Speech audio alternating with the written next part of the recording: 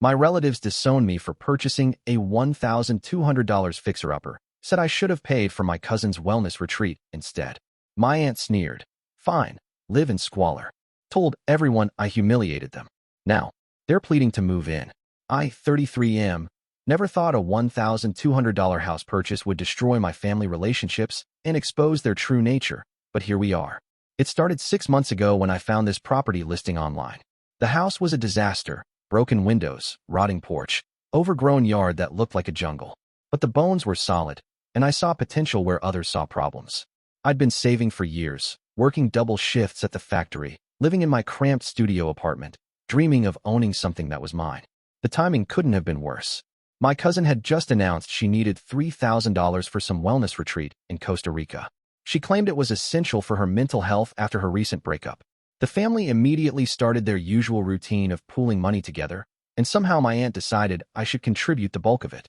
When I told them I was using my savings for the house instead, the reaction was explosive. My aunt's face turned red as she informed me that family comes first, that I was being selfish and irresponsible. She said I was choosing a pile of rotting wood over my cousin's well-being. The rest of the family nodded along like bobbleheads. My cousin started crying, saying I obviously didn't care about her happiness. My uncle chimed in that I was making a huge mistake, that the house would drain all my money and leave me worse off than before.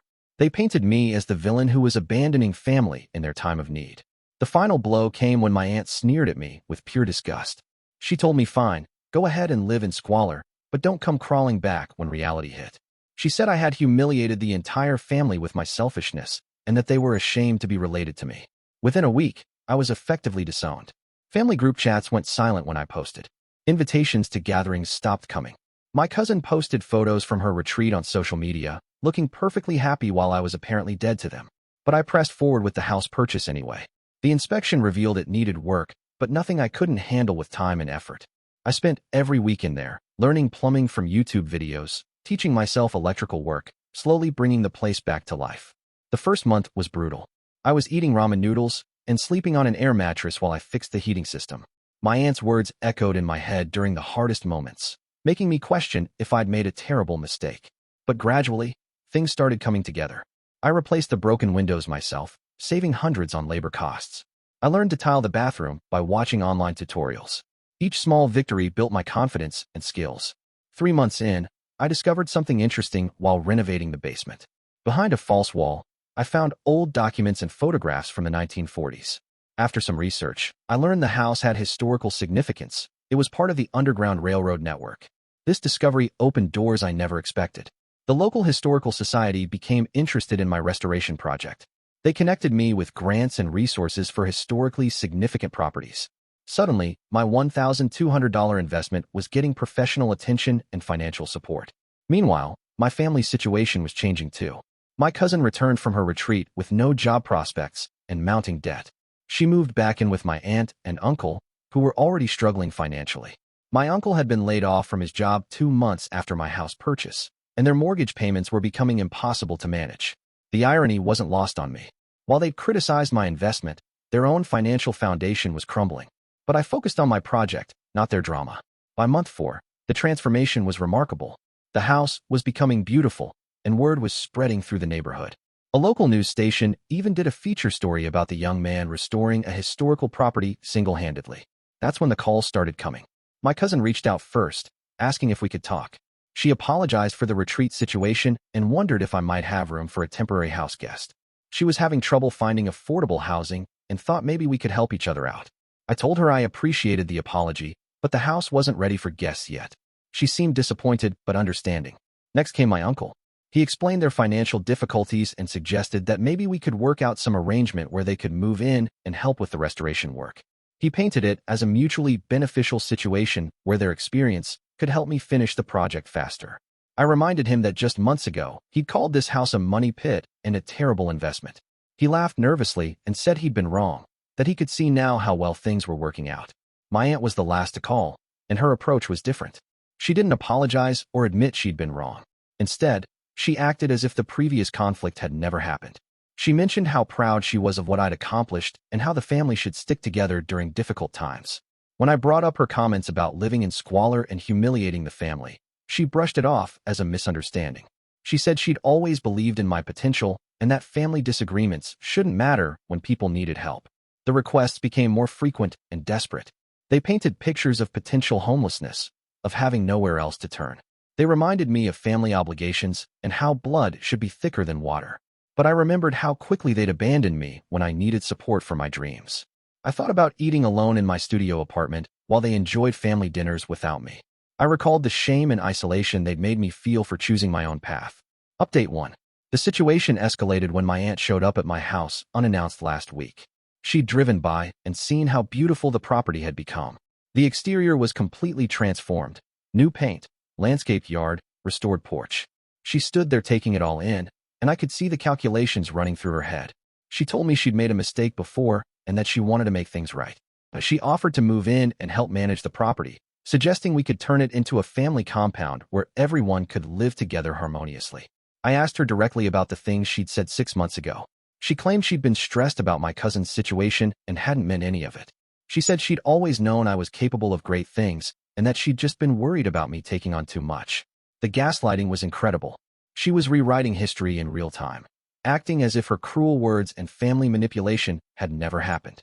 She seemed genuinely confused when I didn't immediately welcome her back with open arms.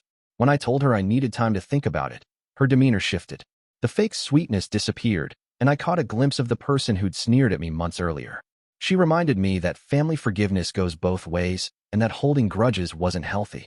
After she left, I sat on my restored porch and thought about everything that had happened. The house was almost finished now, and it was beautiful. More importantly, I'd proven to myself that I could accomplish something meaningful on my own. Update 2. Yesterday brought the most revealing conversation yet. My cousin called in tears, explaining that they were facing eviction and had nowhere else to go. She begged me to let them stay temporarily while they got back on their feet. I asked her what had happened to all the family support that had been so important 6 months ago. Where were all the relatives who'd contributed to her retreat fund when she needed housing assistance? She admitted that most of the family was struggling financially and couldn't help. The same people who'd pressured me to give up my house money for her wellness journey were now unable or unwilling to provide practical support when she faced real hardship. The conversation revealed the ugly truth about my family's dynamics. They were generous with other people's money and quick to demand sacrifices from those they perceived as having more resources. But when the roles reversed, their commitment to family solidarity evaporated. I told her I was sorry about their situation, but that I couldn't take on the responsibility of housing multiple family members. The house was my sanctuary now, the place where I'd rebuilt my confidence and independence. She accused me of being heartless and reminded me of all the times the family had helped me growing up. She said I was abandoning them in their darkest hour and that I'd regret this decision when I was old and alone. But I'd learned something important during these months of isolation from them. I discovered that I was stronger and more capable than they'd ever given me credit for. Their approval and inclusion had come with strings attached, and I was better off without those conditions. Update 3. This morning brought the final piece of this saga.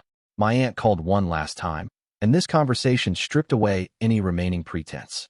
She told me bluntly that I owed the family for all the support they'd given me over the years. She said my success with the house was built on the foundation they'd provided, and now it was time to pay that debt. When I pointed out that they'd actively opposed and mocked my house purchase, she said that was irrelevant. Family obligations didn't disappear just because of temporary disagreements. I realized then that she genuinely believed she was entitled to the benefits of my success, regardless of how she'd treated me during the struggle. In her mind, my accomplishments belonged to the family collective, while my failures would have been mine alone to bear. I told her clearly that I wouldn't be providing housing for anyone and that I needed space from the family dynamics that had become toxic. She responded with threats about how I'd be cut off permanently this time, how I'd have no one when I needed help in the future. But her threats felt empty now. I'd already survived their rejection and discovered I was better off without their conditional love and support. As I sit here in my beautiful, restored home, I feel a sense of peace I never had when I was trying to meet their expectations. The house represents more than just a successful investment. It's proof that I can trust my own judgment and create something meaningful without their approval. They called me selfish for choosing my dreams over their demands. They said I was humiliating the family by pursuing my own path. Now they want to share in the results of that same decision they'd condemned. But some bridges, once burned, can't be rebuilt. They showed me who they really were when they thought I was failing, and I won't forget that lesson just because my circumstances have improved. The house is mine, the success is mine, and the peace I've found is mine too. Sometimes the best revenge is simply living well and refusing to let toxic people back into the life you've worked so hard to build.